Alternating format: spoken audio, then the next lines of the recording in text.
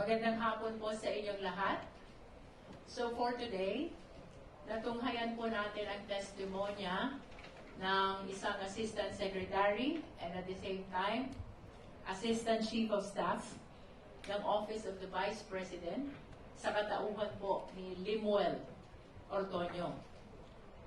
Malaki po ang naging partisipasyon niya sa buong proseso ng confidential fund from the request to the disbursement to the liquidation and even certification in compliance with the Joint Circular 2015-05. I would say na very material ang naging testimonya ni Mr. Ortonio because first and foremost, na-bolster niya, na-highlight niya, na-emphasize niya yung mga irregularities with respect to the supposed compliance in the Joint Circular 2015-01, kagaya po ng aking mga binanggit, particular sa pag-request ng confidential fund, sa disbursement ng confidential fund, sa utilization ng confidential fund, and even in the liquidation of confidential fund. Another important thing that was highlighted today is the fact that Mr. Ortonio was authorized by the head of agency to conduct the overall supervision. And to be specific, he went on saying administrative and financial supervision.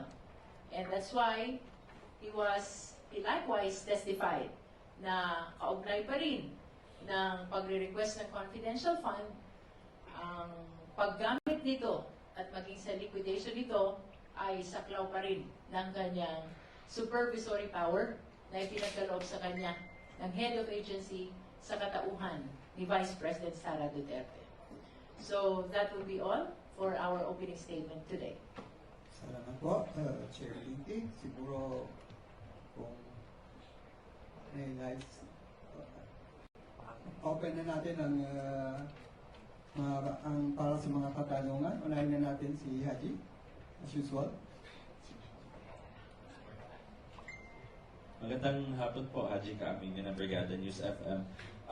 Kanina po na-emphasize yung reminder na maging maingat nga po sa mga salitang ginagamit. Like for example po yung mga modus, pagsisinungaling, what else, yung scam, etc. na nagagamit po ng ating counsel for the public prosecutors. How do you address po that? And kumbaga na maghinay-hinay or kumbaga ma-remind yung mga kasamahan po ninyo sa prosecution na of course naiintindihan naman na nakikarried away nga po ng kanilang direct examination? Well, first of all, tayo po ay gumagalang at sumusunod sa impeachment court. However, pursuant to the task of the prosecution team, we are conscious as well that we need to be accurate. Pag sinabi nating accurate, dapat yung binibitawhan mong salita sakto doon sa gusto mong ipahayag or tumutukoy exactly doon sa nangyayari, which is the subject matter of the testimony of the witness, no? So, minanifest naman kanina ni Attorney May na naging passionate siya, no? But apart from being passionate, I hope the people would understand that we are mandated as well to be very much accurate in communicating not only to the senator judges, but also to the Filipino people, which is the party that the prosecution team is representing. No? We are aware that what is at stake is the interest of the Filipino people. And that is why, habang nagpo-conduct ng trial, hindi rin namin maialis sa aming sarili na maging very much accurate, sakto, maliwanag, klaro, sa gusto namin tukuyin salita o pangyayari habang ginaganap itong paglilitis na ito. Nevertheless, kung ano man ang naging observation ng impeachment court with respect to the utterances or choice of words kanina ni Attorney May. We respect that and we will definitely abide with the impeachment court.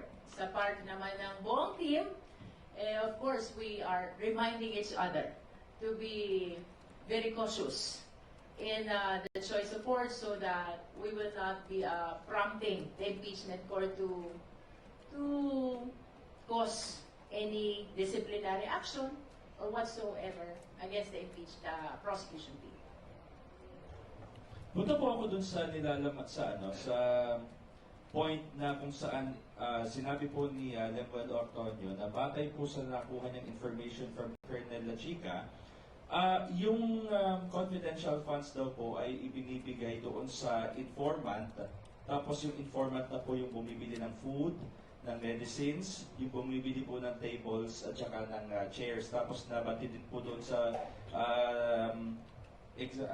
direct examination sa kanya na obligations were already incurred nga daw po, tapos nabanggit pa nga na arrangements yung kanilang ginamit.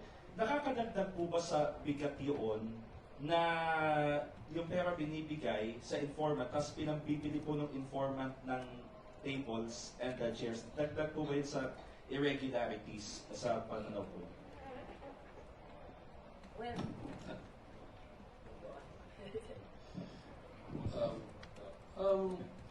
I'm sure the senator judges would consider this. No? Is it normal for an informant to declare ano ang intention niya dun sa nakuha niya ng pera, kung anong itong bibili niya dito?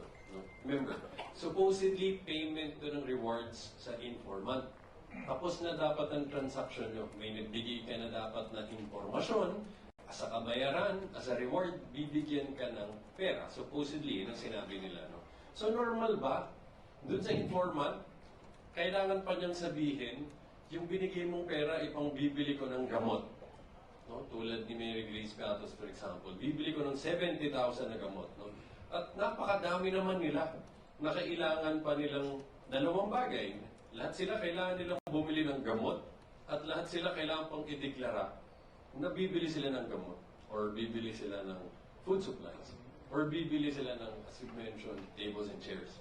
No? I'm sure the senator judges would consider that. Is that consistent with ordinary human experience? No? Just like any other transaction, pagkatapos ka na bayaran, lalagay mo pa ba dun sa receipt mo? Magsha-shopping ako mamayang gabi, kung anong binil, dyan ko ilalagay yan, di ba? So, it has significance definitely, but kung ang pagtitimbang niyan, of course we'll leave it to the senator judges. No? But just like any other evidence, kailangan mo kasing ibanggayan with ordinary human experience para makita kung credible ba yung explanation na binibigay or hindi. Mas ano nga yung pagpapaliwanag parang mapupunta nga sa depensa kung bakit ganun yung paggamit saka pag-utilize po nung pera, no? Hindi ko na tuloy alam paano ako sasagot dahil sinabi ni Kong Gingy kanina. Pero parang may mga salising nangyayari yung chichiryagang no? Parang salisigang pa yung dating nila. Pero sa atin naman po, na-address natin na may gap talaga yung pag-liquidate nila. Parang ngayon makikita mo parang meron silang gap sa kanilang HR kasi based po dun sa mga nangyari sa mga nakarang araw, makikita mo na parang kulang yata sa competence saka hindi nagkukulang sa skill, magaling sila dun. Magaling sila sa ginagawa nila. Pero yung competence saka yung tamang paraan po ng pagbigay ng pera at paglabas ng pera, tingin ko nagkakaproblema doon. May gap sila kung competent ba sila sa trabaho nila o nagagawa nila ng tama yung trabaho nila. Kasi parang petty cash na yung pag-handle nila dun sa pera. Bahala na kung saan nila gagamitin. Basta makagawa sila ng kahit ano na parang may sarili din silang sinusunod na type of liquidation. Para din silang may sariling pamamaraan kung paano i-utilize yung pera. Kaya parang personal money, petty cash na nangyari dyan. Pero sabi ko nga, sa mga susunod na araw, sa mga susunod na hearing, makikita natin Mas mabigat pa po sa side nga nila kung paano nila papatunayan kung saan eksakto ginamit yung pera. If I may add something to that, no? For me, parang may declaration against interest yan. Kasi ang statement ni Mr. Ortonio na pera po ang ibinibigay with undertaking ng recipient na ibibili ng gamot. Pero iba yung nakalagay sa papel. Ang nakalagay sa documents nila, sa AR, Acknowledgement Receipts, ibinili ng gamot. But if you will review his testimony, pera ang ibinigay. At may undertaking ang recipient na ibibili ng gamot. What do we call that? We call that misrepresentation.